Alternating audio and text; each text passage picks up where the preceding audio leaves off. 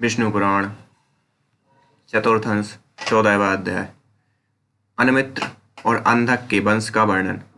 श्री पराशर जी बोले, अनमित्र के सिनी नामक पुत्र हुआ। सिनी के सत्यक और सत्यक के सत्यकलिकी का जन्म हुआ, जिसका दूसरा जन्म युयुधान था। तदनंतर सात्यकी के संजय, संजय के कुणी और कुणी से युगंधर का जन्म हुआ। ये सब सैनेय नाम से विख्यात हुए। अनमित्र के वंश में ही पृथ्वी का जन्म हुआ और पृथ्वी से स्वफल्क की उत्पत्ति हुई, जिसका प्रभाव पहले वर्णन कर चुके हैं। स्वफल्क का चित्रक नामक एक छोटा भाई था और स्वफल्क के गांधिनी से अक्रूर का जन्म हुआ तथा दूसरी स्त्री से उपमद्र, मृदामुद, विश्वारी, मेजय, गिरिक्षत्र, उपछत्र, शत्रुघ्न, अरिमर्दन, धर्मद्रक, धृष्टधर्म, गंधमोज, बाह और प्रतिबाह नामक पुत्र तथा सुता रामनी कन्या का जन्म हुआ। देववान और उपदेव ये दो अक्रूर के पुत्र थे तथा चित्रक के प्रभुथु के आदि अनेक पुत्र थे। ककुर, भजमान, सुचिकंबल और बरहिस ये चार अंधक के पुत्र हुए। इनमें से ककुर से धृष्ट, धृष्ट से कपोतरोमा, कपोतरोमा से बिलोमा तथा बिलोमा से तुम्बुरु के मित्र अनु का जन्म हुआ। अनु से आनक दुदुम्बी, उसे अभिजित, अभिजित से पुनर्वसु और पुनर्वसु से आहुक नामक पुत्र और आहुनिकी नाम की कन्या का जन्म हुआ। आहुक के देवक और उग्रसेन नामक दो पुत्र हुए। उनमें से देवक के देववान, उपदेव, सहदेव और देवरक्षित नामक चार पुत्र हुए। इन चारों की ब्रगदेवा, उपदेवा, देवरक्षिता, श्रीदेवा, शांतिदेवा, सहदेवा और देवकी ये 7 भगनियां थीं। ये सब वसुदेव जी को विवाही गई थीं। उग्रसेन के भी कंस, न्यगोद, सुनाम, आनकाह, शंकु, सुभूमि, राष्ट्रपाल, युद्ध तुष्टि और सतुष्टिमान नामक पुत्र तथा कंसा, कंसवती, सुतनु और राष्ट्रपालिका नाम की कन्याएं हुई।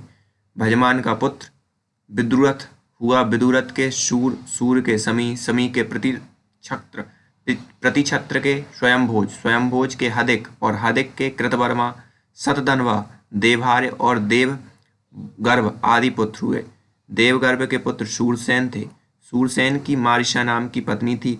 उससे उन्होंने वसुदेव आदि 10 पुत्र उत्पन्न किए।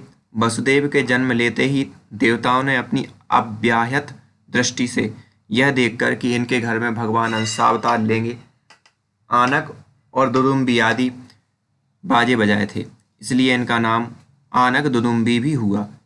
इनके देवभाग देवश्रवा, अष्टक, कुकुम, मक्र, वत्सधारक, संजय, श्याम, समक और गांडूक नामक 9 भाई थे तथा इन वसुदेव आदि 10 भाइयों की प्रथा श्रुतदेवा, श्रुतकीर्ति, श्रुतश्रवा और राजादि देवी ये 5 बहिनें थीं। सूरसेन के कुंती नामक एक मित्र थे। वे निसंतान थे, अतः सूरसेन ने दत्तक विधि से उन्हें अपनी प्रथा नाम की कन्या दे दी थी। उसका राजा पांडु के साथ विवाह हुआ। उसके धर्म, वायु और इंद्र के द्वारा क्रमशः युधिष्ठिर, भीमसेन और अर्जुन नामक 3 पुत्र हुए। इनके पहले इसके अविवाहितावस्था में ही भगवान सूर्य के द्वारा कर्ण नामक एक कानीन पुत्र हुआ था। इसकी माद्री नाम की एक सपत्नी थी। उनके अश्विनी कुमारों द्वारा नकुल और सहदेव नामक पांडुपुत्र 2 हुए। सूरसेन की दूसरी कन्या श्रुतदेवा का कारूस नरेश वृद्धधर्मा से विवाह हुआ। उसके दंतवक्र नामक महादैत्य उत्पन्न हुआ। श्रुतकीर्ति को कैकेयी राज ने विवाह था। उससे कैकेयी नरेश के संतर्दन आदि 5 पुत्र हुए।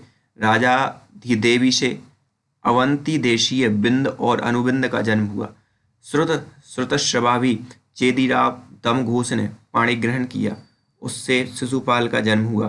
पूर्व जन्म में यह अतिशय पराक्रमी हिरण्यकश्यपु नामक दैत्यों का मूल पुरुष हुआ, जिसे सकल लोक गुरु भगवान नृसिंह ने मारा था। तदनंतर यह अक्षय, वीर्य, शौर्य, संपत्ति और पराक्रम आदि गुणों से संपन्न तथा समस्त त्रिभुवन के स्वामी इंद्र के भी प्रभाव को दबाने वाला दशानन हुआ। स्वयं भगवान के हाथ से ही मारे जाने के पुण्य से प्राप्त हुए नाना भोगों को वह बहुत समय तक भोगते हुए अंत में राघव रूपधारी भगवान के ही द्वारा मारा गया। उसके पीछे यह चेदीराज दमघोष का पुत्र शिशुपाल हुआ। शिशुपाल होने पर भी वह भूभार हरण के लिए अवतीर्ण हुए भगवान अंश स्वरूप भगवान पुंडरीकाक्ष में अत्यंत द्वेष बुद्धि करने लगा। अंत में भगवान के हाथ से ही मारा जाने पर परमात्मा में ही मन लगे रहने के कारण सायुज्य मोक्ष प्राप्त किया। भगवान यदि प्रसन्न होते हैं तब जिस प्रकार यथेष्ट फल देते हैं, उसी प्रकार अप्रसन्न होकर मारने पर भी वे अनुपम दिव्य लोक की प्राप्ति कराते हैं। इति श्री विष्णु पुराणे चतुर्थंशे चतुर्दशो अध्यायः।